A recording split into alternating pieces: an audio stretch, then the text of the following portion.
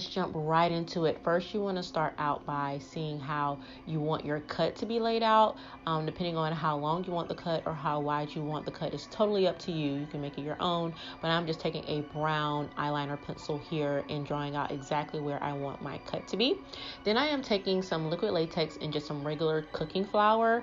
I am putting that in a bowl and mixing that up. I'm not adding a lot of flour at all. I just want to slightly thicken up the liquid latex, but not make it a paste. As you can see, you want to make it kind of just stable, but not thick. And then you want to go ahead and just line over where you drew your cut outline with this liquid latex, and you want to go ahead and go over that twice, just because I kind of want it to be raised and off of the skin. But again, I didn't want it to be too thick, but I did layer it up twice just to make sure that it did give a raise off the skin. And then I'm taking a smaller brush and just going around the eyes. Please be very careful around your eyes. This liquid latex will burn if you get it in your eyes. And then now I'm just taking some straight up liquid latex, no flour whatsoever, and I'm just dipping my finger in that, and I'm smoothing out the edges because we want this to blend seamlessly into our skin. We don't want it to be such a harsh contrast, so I'm taking it and I'm going around the edges. And then here I just took a brush with a relatively small end to create the holes where I am going to be inserting my stitches. And you want to make sure you dip your brush into the liquid latex. If not, it will stick to the latex and it will peel it off of your skin. You want it to be smooth and just to make the holes. And now I'm taking a sponge, and again I am going over those edges, and then I'm smoothing it out again so it can be as flat as possible. I want to do that on the outside and the inside because we're going to later peel the inside up so you have that kind of flappy skin that makes it look even more realistic. Here I'm taking some of the twine that I used to create the stitches, and I'm wrapping this around my hair. This is totally extra. You do not have to do this if you do not want to. And then I'm taking more of that twine and just kind of wrapping it around my head. I want it to be a look, honey, so I'm creating a whole little look with this twine and this stitching. I just wanted to tie in my hair with the face. So yeah, again, this is totally optional. You can throw in a wig. You do not have to do this. I'm just being OD. So this is the hair after I am done tying it with twine.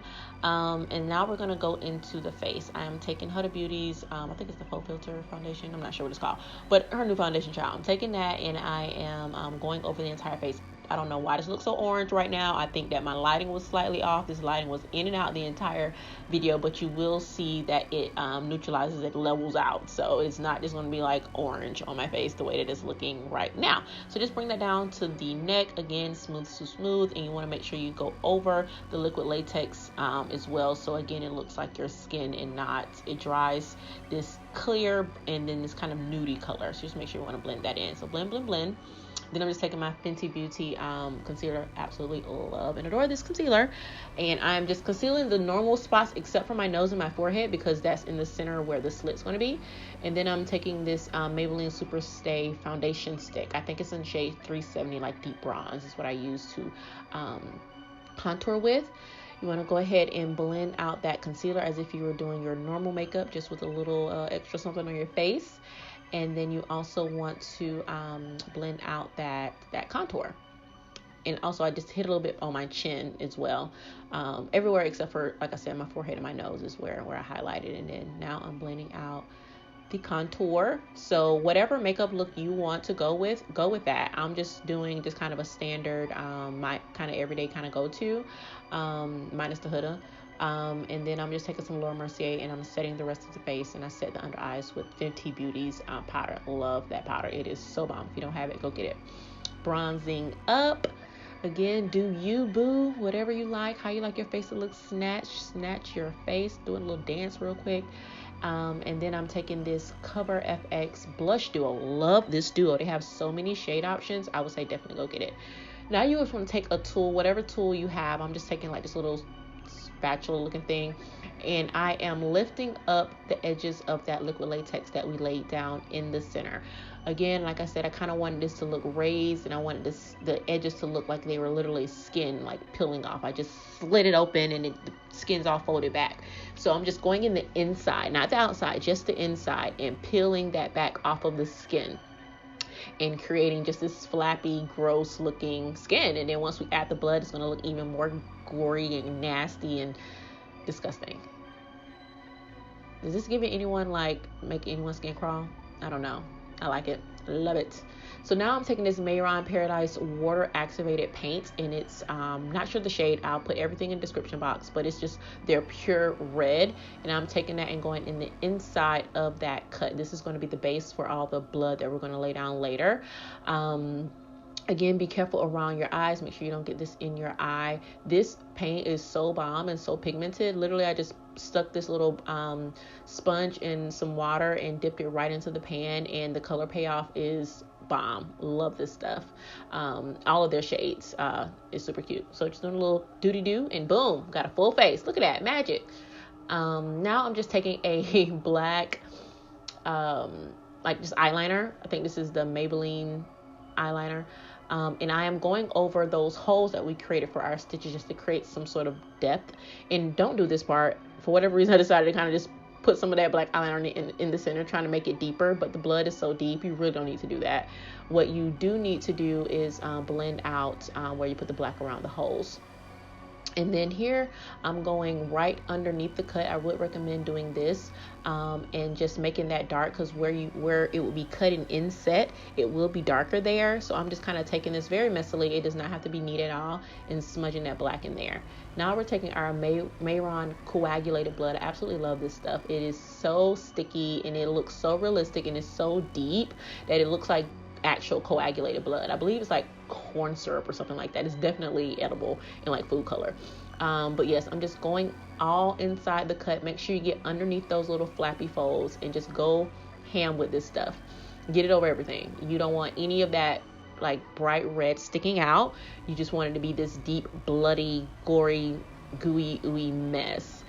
Get in your nose. Again, lift up your little flaps and make sure you get under there. So if someone catches you from a side profile, all of it is covered, honey. They will not clock your teeth that this is fake. It's going to look as realistic as possible. So just go all over your lips, all over that cut with that nasty, gooey blood that actually tastes kind of sweet.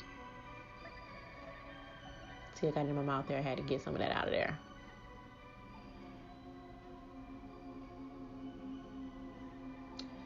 And then here I'm just, again, turning to the side and making sure I'm getting underneath that little flappy fold. So again, if someone catches me from the side, it looks seamless.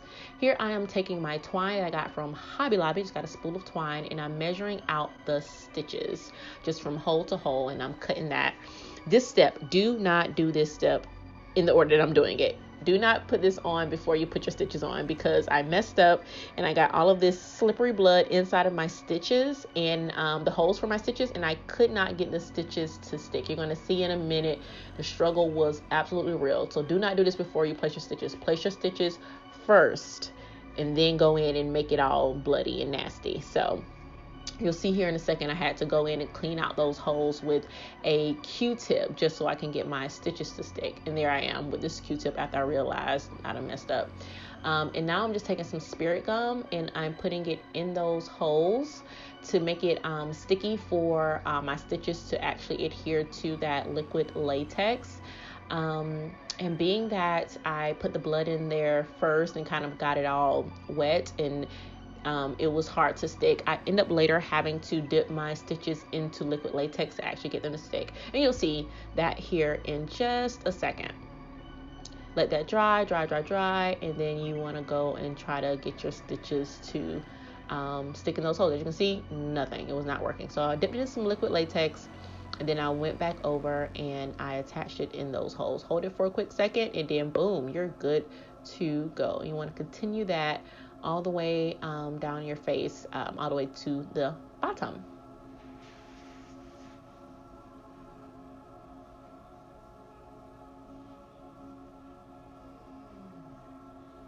Here I am taking a large needle that I got out of the fabric section in Hobby Lobby, and I'm threading that twine in there, measuring it out just so it hit my chest area, and then I'm cutting that off.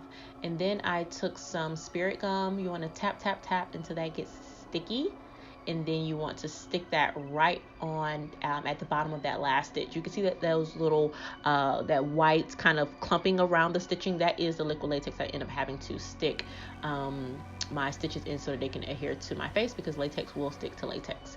Here I am just taking that coagulated blood, and now I'm going over each stitch at the entry point so that it looks more realistic, like you actually stuck a needle through that point and pulled the thread through. Again, I should have done this last, but we messed up. Don't be like me, be better than me. Do not put blood on these stitches, on this area before you put the stitches. So yep, just go around each individual stitch at the entry point and add that coagulated blood. My liquid latex wasn't dry all the way, but I went ahead and painted over it anyway, and it worked out just fine, and it all dried in place perfectly. And now I'm just taking some of that blood and putting it on my needle and my thread so it actually looks like it went through my skin and came back out. And after that, this is it, dolls. I hope that you enjoyed this tutorial, this nasty, I don't know what I'm gonna call this nasty just slit face, and I'll see you in my next one. Bye.